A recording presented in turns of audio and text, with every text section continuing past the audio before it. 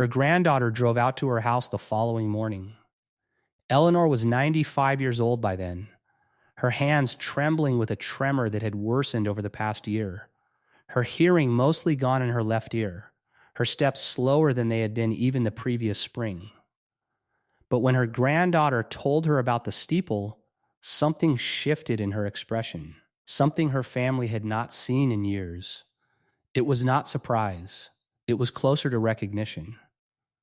As though she had been waiting quietly for exactly this moment, without ever saying so out loud. She asked to go that same day. Her family tried, gently, to talk her into waiting, into bringing more people, into simply going to look from the shore the way she always had. But Eleanor was firm in a way she rarely was anymore. She said she did not want to look at it from a distance one more time. She wanted to touch it. After 87 years, she said, she had earned the right to touch it just once before she died. Nobody in that room understood in the moment how literally true those words would turn out to be. They drove out together that afternoon, her granddaughter and one of her sons, down the same cracked boat ramp she had visited every March for decades. The water was lower than any of them had ever seen it, the air smelling faintly of mud and decades-old silt finally exposed to open sky. And there it was, perhaps 80 yards from shore, the dark shape of the steeple rising out of the shallow water like something surfacing from a dream. Eleanor stood at the water's edge for a long moment, just looking. Her son later said she was crying, though so quietly that at first he thought it was simply the wind catching her eyes. Then, before either of them fully understood what was happening, she began walking into the water. She was 95 years old, fully dressed, the cold water rising past her ankles, her knees, her waist. Her son moved to stop her, but she waved him off with a sharpness in her voice that startled them both, an echo, perhaps, of the school teacher she had once been, the woman who had spent 31 years commanding the attention of unruly 9-year-olds. "Let me go," she said. "I have to finish this." She swam the last stretch herself, slow and deliberate, her granddaughter wading in behind her but keeping a respectful distance, sensing, somehow, that this moment belonged to Eleanor alone and to no one else. When she reached the steeple, she reached out with both hands and pressed her palms against the old, water-stained wood, the same wood that had once held the bell that rang the final service of Mercer Hollow Baptist Church in the spring of 1939. She stayed there for nearly a minute, her family would later say, simply holding on, her lips moving slightly, though no one close enough could make out the words. Then she let go, turned, and swam back to shore on her own. When she reached the bank, her son helped her out of the water. She was shivering, her clothes soaked through, but she was smiling. An expression her granddaughter would later describe as the most peaceful she had ever seen on her grandmother's face. She said only one sentence the entire drive home. "I told him I would come back." She went to bed early that evening, tired from the swim, complaining only of a mild ache in her shoulders that her family assumed was simply from the exertion. Her granddaughter checked on her once around 9, found her reading quietly under a lamp, and said goodnight. When her daughter went to wake her the following morning, Eleanor Hargrove did not wake up.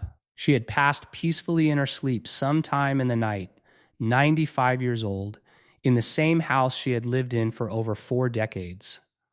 The coroner's report listed natural causes, her heart simply stopping the way an old engine eventually does after a long life of faithful running. There was nothing sudden or violent in it.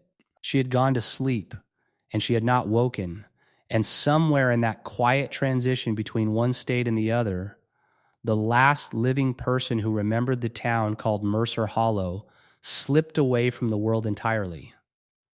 Her funeral was attended by nearly 200 people, many of them descendants of families who had once lived in the valley now 60 feet beneath Lake Mercer's surface. The local historical society played a portion of her 1994 recordings during the service.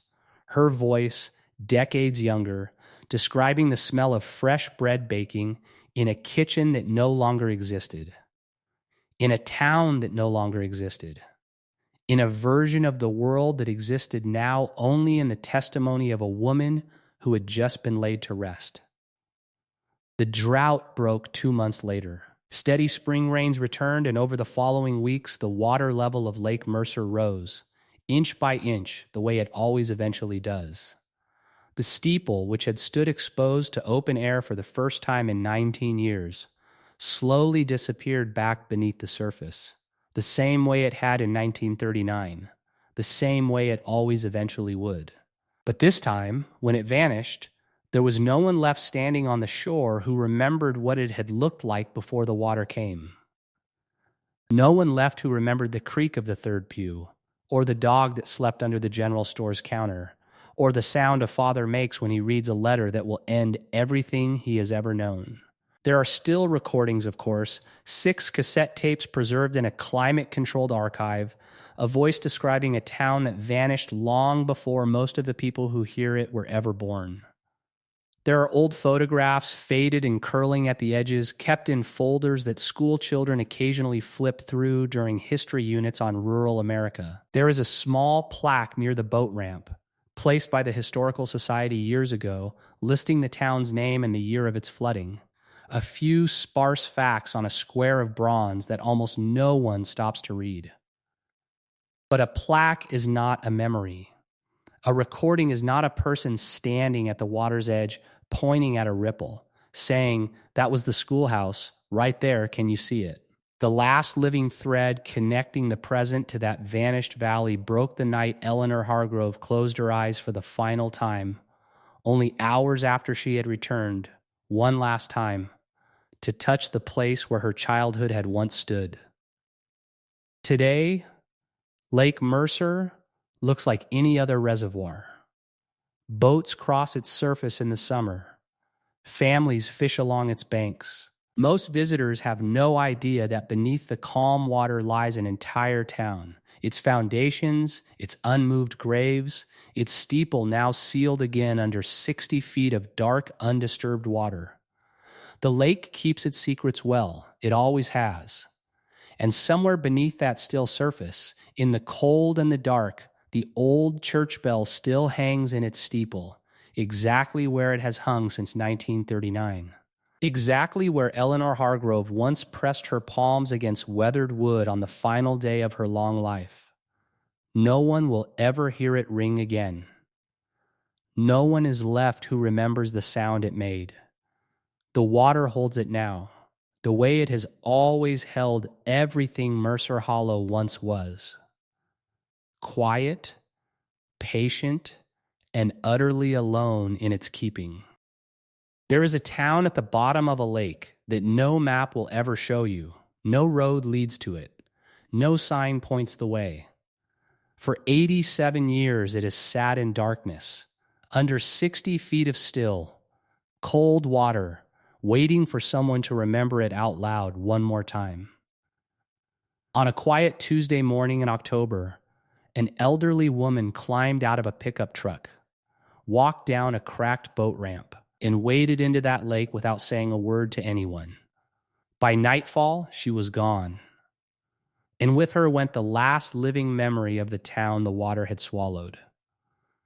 To understand why a 95-year-old woman would walk into a reservoir on the final day of her life, you have to go back, not just years, decades, back to a valley that doesn't exist anymore, except in the water itself. The town was called Mercer Hollow, tucked between 2 ridgelines in the Appalachian foothills, the kind of place that barely earned a dot on a state map. It had a schoolhouse with 1 room and 1 stove. It had a church with a white steeple that could be seen from nearly every porch in town. It had a general store, a blacksmith who doubled as the dentist, and a creek that ran clear enough to drink from with your hands. Around 300 people lived there in the 1930s. Farmers, mostly a few coal families, people who had buried their grandparents in the same ground their grandparents had buried theirs. Then the engineers came. It was 1937 when the surveyors first walked the valley with their tripods and their clipboards, measuring elevation, marking trees with red paint, asking strange questions about how high the water rose each spring. The growing city 40 miles downstream needed a reliable water supply. The federal government had the money and the authority. Mercer Hollow had the right shape of valley, the right kind of ridge to hold back a dam. It did not matter that people had lived there for 4 generations. The decision had already been made somewhere far away, in an office none of them would ever see. The letters arrived that winter, notices of condemnation. Families were given a number, a dollar amount for their land, their homes, their barns, sometimes their family cemeteries. They were told they had 18 months to leave. Eleanor Hargrove was 8 years old when the letter came to her family's farmhouse. She would remember, even at 95, the sound her father made when he read it out loud at the kitchen table. Not a shout, something quieter and worse.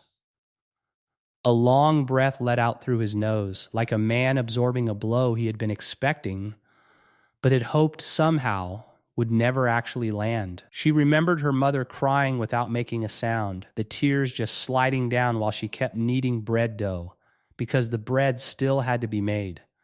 Because life did not pause simply because the government had decided your home would soon be 60 feet underwater.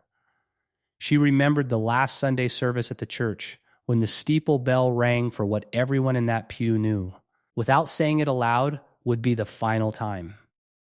The preacher's voice cracked twice during the closing hymn. Nobody pretended not to notice. She remembered the slow disassembly of an entire town.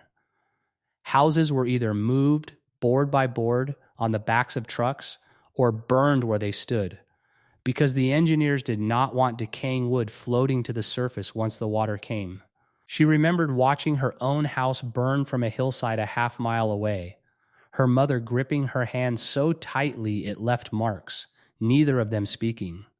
And she remembered the cemetery. Most of the graves were dug up and relocated to higher ground, the caskets and what remained of them carried out in trucks under tarps, while families stood at a respectful distance, hats in hand. But not all of them. The records were incomplete. The oldest graves, the ones with stones too worn to read, were left behind. Nobody could say for certain how many. Some say a dozen. Some say closer to 40. The lake took them quietly, the way it took everything else. In the spring of 1939, the floodgates closed, and the valley began to fill. It took almost 3 weeks for the water to climb high enough to cover the rooftops that hadn't been pulled down in time. People came from nearby towns to watch, parking their cars along the new shoreline. Some of them out of curiosity, some out of grief disguised as curiosity. Eleanor stood among them with her mother, watching the white steeple of the church. The one structure tall enough to resist the water longest slowly disappear inch by inch, until only the cross at its very top remained visible, a thin, dark line against the gray spring sky. And then that too went under. The lake was named Lake Mercer. Officially, it was simply a reservoir. Unofficially, for the people who had lived there, it was a grave with a dam at one end. Eleanor's family relocated to a town 20 miles away. She grew up, became a school teacher, married a man named Walt Hargrove who worked on the very dam crew that had flooded her childhood. An irony she would later say she made peace with only because she had no other choice. She raised 3 children. She taught 4th grade for 31 years. From the outside, hers looked like an ordinary American life, quiet and unremarkable, the kind that fills a single page in a local paper's obituary section. But there was one thing that set her apart from everyone else who had grown up in that vanished valley. She remembered it. All of it. Not in fragments, the way most childhood memories fade into vague impressions, but in vivid, complete detail.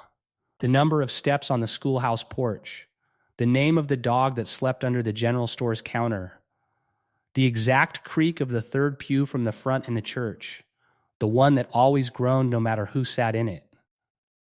While other survivors of Mercer Hollow grew old and let their memories blur, softened by decades and distance, Eleanor's only seemed to sharpen, as though she had decided, somewhere deep inside herself, that someone needed to hold on to it whole. One by one, the others who remembered the town began to disappear too, the way people do. Old age took them quietly, the same way the lake had taken their homes. By the 1970s, only a handful of original residents were still alive. By the 1990s, fewer than 5. By 2010, Eleanor Hargrove was the only one left who had been old enough, when the flood came, to actually remember the place as it had been, rather than simply having heard about it from parents who refused to speak of it.